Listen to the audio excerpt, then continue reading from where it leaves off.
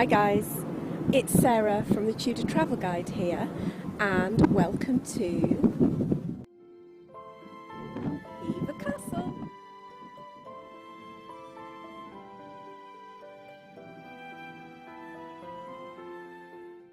We're in the beautiful Eden Valley here. Kent is often known as the Garden of England, and it was here that the Boleyns set up home in 1505.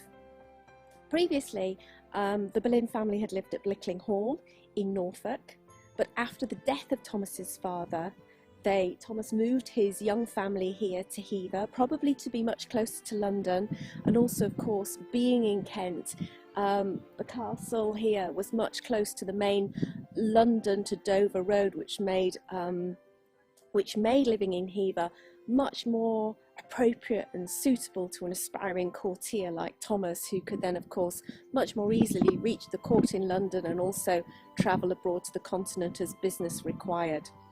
So what we're going to do today is have a look round the castle and try to recreate Hever as the Boleyns, and particularly Anne Boleyn, of course, my historical heroine, would have known the castle back in the 16th century, because you can be sure of this, it looked a fair bit different, particularly the interiors, to the way it looks today.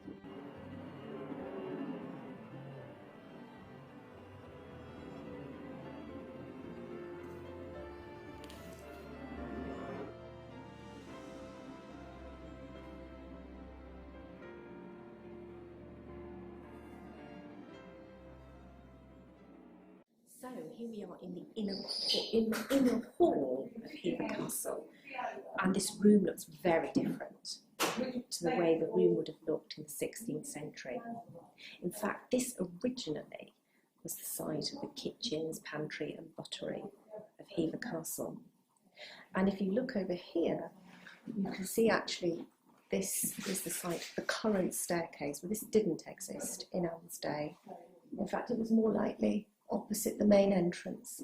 Astor had this staircase flipped around, but originally there would have been passages leading directly through from the Great Hall, which lies beyond this wall, through into the kitchen.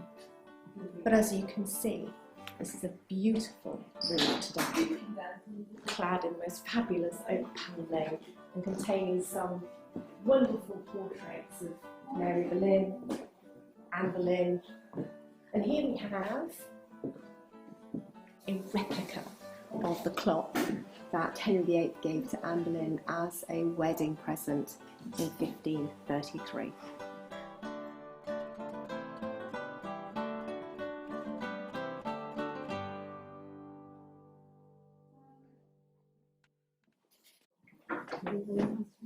Well, here we are in the original screens passage at Hever Castle. So directly behind you was the main entrance, and you would come in to this screens passage, so called because this wall acted as a screen from the Great Hall that lies beyond. So if I bring you through here, come on with me into this amazing Great Hall. So this was the Great Hall that Anne Boleyn and her family would have known and used when they were resident here in the castle. Of course, the appearance of the room is a bit different once again to the appearance in the 16th century. So it's much more ornate now than the room that Anne and her family would have known. Lord Astor had many embellishments put into the room, including the fireplace, the ornate panelling and the minstrels gallery, which you might be able to pan up and see directly above me. And actually, if I can draw your attention in this direction, what I can do is show you a picture of how the hall actually more likely looked in the 16th century. You can see how plain it is with a plain terracotta floor.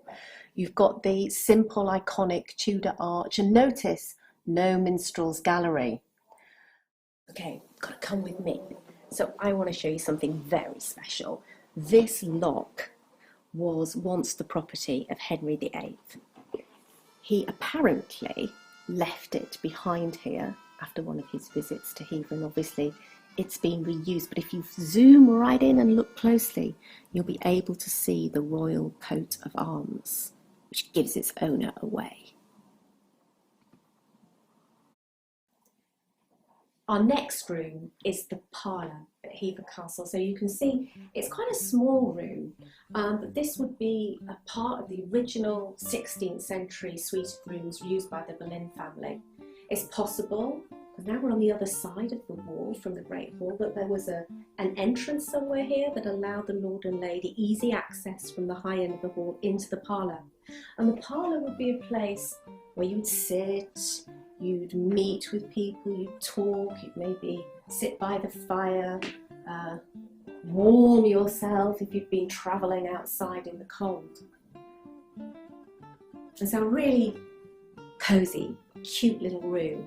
And if we go on to the next place, up the stone spiral staircase, we'll go again upstairs and have a glimpse of what's said to be Anne Boleyn's bedroom. Come with me.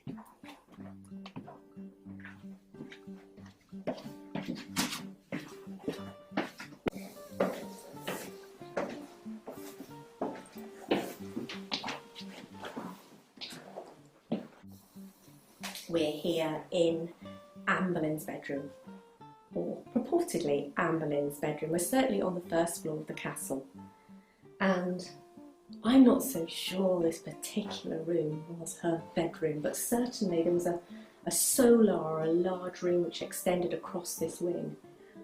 It was a family space, a place where the Lord, his lady, his family could live, really. And they lived and they slept there. And it's possible, I guess, that Anne Boleyn may have slept in this part of the solar. Possibly her parents screened off, their beds screened off at the other end of the solar. We don't really know the arrangements of the rooms on this floor. But today, it's this beautiful little room, Anne Boleyn's bedroom, and I just want to draw your attention to one artefact, which I know at least one of Tudor Travel Guide followers was asking about. This is reportedly Anne Boleyn's bedhead, and it says here, part of Anne Boleyn's bed from Hever. Well, I was asking the guides about this, and in fact, this is a Victorian replica. It's thought that the panels are of an age, but they were taken from oak chests and kind of cobbled together and rebranded.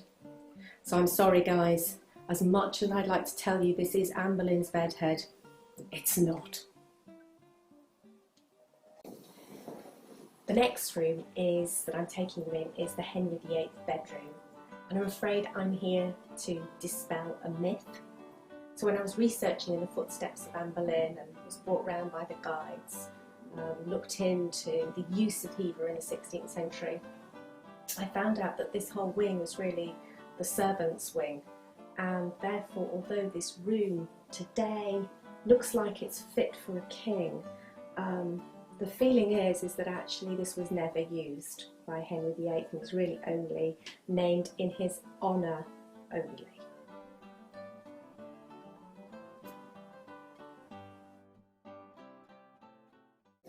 Well, this is the perfect place to make a film, isn't it? Right next to Anne Boleyn. This little alcove, which is at the end of the long gallery, is said to have been a place where Henry VIII held court at one point during one of his stays here at Hever. But for me, it has a really special memory because in the novel I wrote about Anne Boleyn, Le Temps Viendra, it was here that the principal character, the modern day Anne, took refuge after falling ill. And it was here that she passed into unconsciousness, and when she woke up, she'd been transported back into the 16th century. So it kind of gives me shivers to be here in this part of the castle, particularly since joined with the lady herself.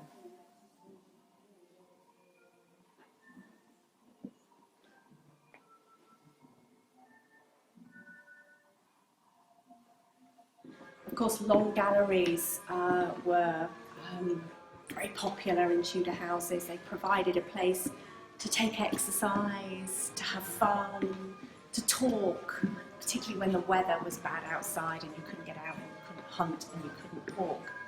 But here I am, surrounded by some familiar friends here. The Long Gallery was created actually in Hever by Thomas Boleyn when the family moved here around 1505 or shortly after 1505. He put a ceiling over the Great Hall, created this fabulous long gallery and the staircase gallery downstairs. And as you can see, there's nobody here today. So I'm very lucky to be able to enjoy the atmosphere here. And if you haven't been to Hever, and I know so many of you have, but if you haven't, you've got to put it right up there on your list of places to visit. So that's all from me. Don't forget, if you're out and about, hashtag the Tudor Travel Guide with all your images. I love to see what you're up to, and post them on Facebook and Instagram. Let me know what you've been up to. Okay, until our next adventure.